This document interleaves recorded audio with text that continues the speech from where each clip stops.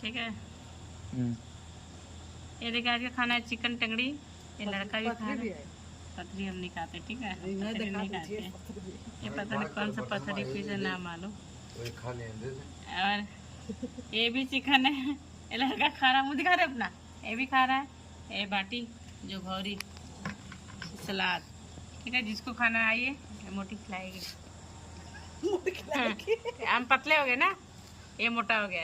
ये कम बोलना भाई तू। हाँ मैं पतला हो गया। मोटा हो गया बोलना। मोटा। कमेंट करना आप लोग ये मोटा की पतला, ठीक है। तब तक के लिए बाय बाय। लाइक शेयर जरूर कीजिएगा।